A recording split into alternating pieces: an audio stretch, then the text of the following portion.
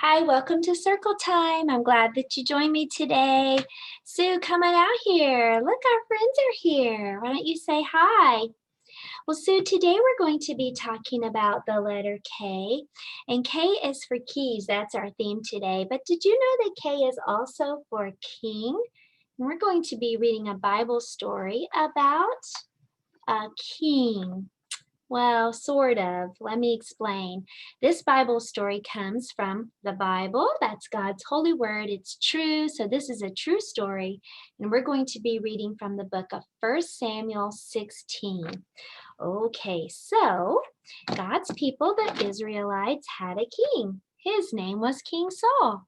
But King Saul did things that weren't right and weren't pleasing to God. So God decided that he was going to select a new king. Well, God told Samuel, the prophet, to go to Bethlehem. And in Bethlehem, he was supposed to talk to Jesse. One of Jesse's sons would be the new king. So when he got there, Samuel said, I'd like to see your sons, Jesse. One of them is going to be the king. Can you bring them to me? So Jesse said, sure, I will. One by one, he brought his sons. He brought the biggest and the oldest and the tallest. He brought them all one by one in front of Samuel. But each time Samuel said, nope, that's not the one. Nope, that's not the one. So finally, when all the sons have been brought before Samuel, and none of them were the ones that God had said, that's going to be the one to be the king, Samuel said, none of them. God said, none of them.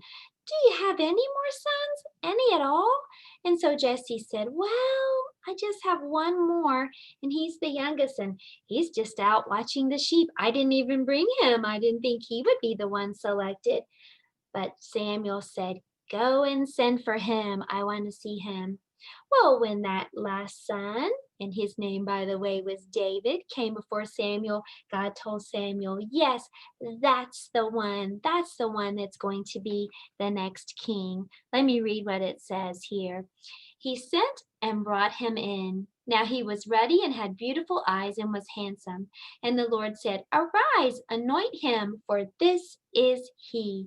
Then Samuel took the horn of oil and anointed him in the midst of his brothers. And the Spirit of the Lord rushed upon David from that day forward. And Samuel rose up and went to Ramah. So Samuel had found the next king. Now, I want to tell you something. David wasn't immediately the king. It took a long time for David to become the king, but it was God's plan and his idea. And sometimes when God has a plan for you, it takes a little while for it to happen, but don't give up. God always keeps his promises, right, Sue? Okay, Sue, it's time to get busy with our learning. So if you'll sit down on the carpet, we'll start our circle time. The letter for today is the letter K. K looks like this. Remember, for every letter of the alphabet, there are always two. There's a big letter and a little letter, and this is the letter K. So for the big K, it kind of looks like a big duck's mouth. Quack, quack, quack. Let me show you what I mean. So here we go. We're going to start with the number 1. And then we're going to make one big duck's mouth. That's the big or uppercase K. Let me show you what that looks like on the handwriting house, okay? So that you can practice it. And you can get these printables if you'd like to. So the big uppercase K is going to be upstairs and downstairs. We're going to start with the number 1 and then open this big duck's mouth. 1, and then a big duck's mouth. So make the number 1 and then slide over at the top and then come to the middle and kick out. 1 and then a big duck's mouth. That's the big or uppercase K. Now I want to talk to you about the little K. Little K is almost the same, except it has a little duck's mouth like this. I'll show you. So we're going to do a number 1 again. And then we're going to make a little duck's mouth. That's the lowercase or little K. I'll show you on the handwriting house where to put that little duck's mouth. So you're going to make the number 1 just like you did before. And then you're going to make the little duck's mouth all downstairs.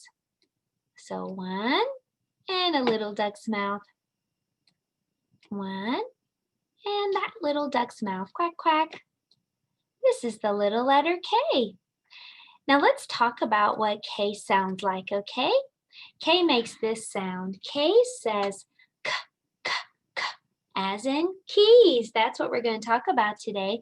K says k, k, k. Well, K also says k as in something else. Kick. Can you do a karate kick? You can stand up where you are and kick out as we say the letter K sound, okay? K says k as in kick. K says k, k, k. Did you do a karate kick? Let's try it again. What does K say? K says k as in kick. K says k, k, k. So you can practice doing karate kicks today and practice the letter K sound, okay? Okay, let's quickly do our sight word that we're going to work on for today. And this is what it is. We're going to work on this word. This word is big. Can you say that? Big. What's this word? Big. Okay, let's see if you can remember some of the other words that we've learned. These are just the pre-K Dolch sight words. You can get a copy of these. What's this word? Away. Can you say away? Very good. Let's look at another one. What's this word? And what's this word? And I have one more. It's an easy one. What's this word? This word is or a. This word is like I want a piece of candy. Okay, well those were just a few sight words that we'll keep practicing every day. Now it's time to talk about our number. Our number for today is the number 8, and 8 looks like this. We're going to practice writing it, and then we're going to count 8 keys. So let's practice writing it first. It looks like the letter S. But then you keep going and you close up this side and close up this side. That's the way you do it, okay? So let me show you again. Loop-de-loop, loop-de-loop. That's the number 8. Let me show you on the handwriting house, okay? So you're going to make, it looks like in letter S, and then you're going to close up the 2 circles. Okay, so start at the top. And then make your letter S. And then just close up this side and close up that side. That's the number 8. So S, and then close up this side, close up that side. Here we go again. 8 takes just a little bit of practice, and it's really tempting to want to draw 2 circles, one on top of the other like a snowman. But let's try to practice it like this, okay? Letter S, and then swing around and close up those 2 circles. So let's count some keys. I happen to have 8 keys for us to count today. Let's count them in the jar so you can see. Help me count. 1, 2, 3, 4, 5, 6, 7, 8. There are how many keys in this jar? 8. 8 keys in this jar. Okay, now I want us to do a little ordering by size today. It's just a little readiness skill we'll work on today. When we order by size, that just means that we put things in order from smallest to biggest. So we're going to be ordering some keys by size. So take a look and see if you can figure out which key is the smallest. Just point on your screen. Which key is the smallest? Okay, did you guess this one? It is the smallest, so it comes first. Now, which one is the medium-sized key? Medium-sized. There it is. This key is the biggest. So we ordered the keys by size from smallest to biggest. Let's do another letter K word, a kite. Which kite is the smallest? Just point to your screen. This kite is the smallest. Good job. Which kite is medium-sized? This kite is medium-sized. And this is the biggest kite. We ordered the kites from smallest to largest or biggest. Good job. I have one more, and this time we're going to order some kittens. Which kitten is the smallest? Here he is. He's right where he should be. Which kitten is medium-sized? There's the medium-sized kitten. And this kitten is the biggest. So we ordered the kittens from smallest to biggest. Small, medium-sized, and biggest. So that was pretty fun to do ordering by size. Now let's talk about our shape, okay? We've been working on the pentagon. So I thought we'd build a pentagon today. And we're going to use some sticks, okay? Since we've been counting, will you help me count one more time? I need 5 sticks to make a pentagon.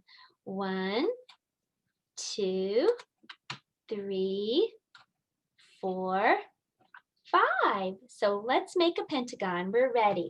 The first thing we're going to do is put 2 sticks at the top. We're going to make them kind of like an upside down V. Next, we're going to put 2 sticks here on the sides. Hey, this is kind of looking like a house. We're going to close up the bottom. And now we have a pentagon. What shape is this? It's a pentagon. Let's talk about how many sides a pentagon has, okay? How many sticks did I use? 5. A pentagon has 5 sides, and a corner is where 2 sides meet. So let's count how many corners a pentagon has, okay? 1, 2, 3, 4, 5. A pentagon has 5 corners and 5 sides. So that's pretty cool.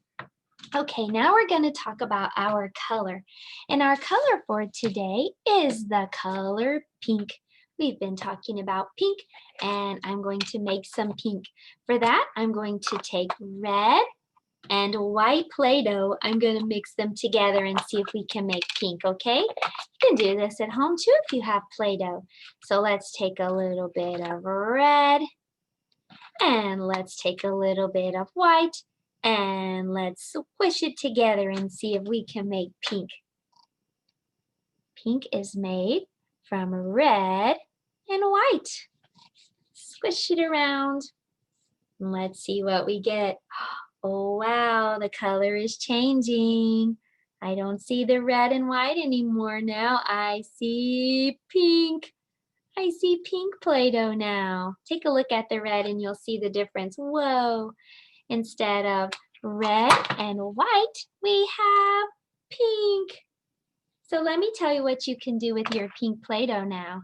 You can take the keys that you were using to count, and you can press a key into the Play-Doh. You can make the impression of a key. Look at that. So that's something fun that you can do today. Okay, something else that you might want to do with your Play-Doh is you might want to roll it out into a big long snake. And then when you get it nice and long, I'll do it on the table so I can do it quickly. You can try to make the number 8 with it. Let's see if we can do it. So here's my long snake. I'm just gonna twist it around, loop-de-loop. And look everyone, it's the number 8. So see if you can make some pink Play-Doh today and then have fun making impressions and making number 8s. Okay, so we did our letter, our sight word, our color, our shape, and our number. So that means it's time to learn about how keys are made. So to do that, let me share my screen with you. I want you to look at your finger. Look really closely if you can and see if you can see some lines on your finger. Can you see everyone has lines on their finger? We call that our fingerprints. So I want you to know that a key is kind of like that. All of our fingerprints are different. The lines on my thumb are not the same as the ones on your thumb or your fingers. Our fingerprints are different. And that's kind of the same with keys. They're kind of like fingerprints. They have little bumps on each one, and they're all different. Nobody's keys are the same. Otherwise, my key would open your door and your key would open my door. But they each have these unique bumps on them. That makes them really special, just like you're special with your unique fingerprints. A long time ago, keys looked like this.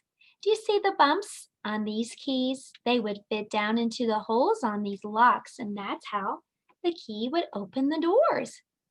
Well, keys have changed a lot since then. Let me show you.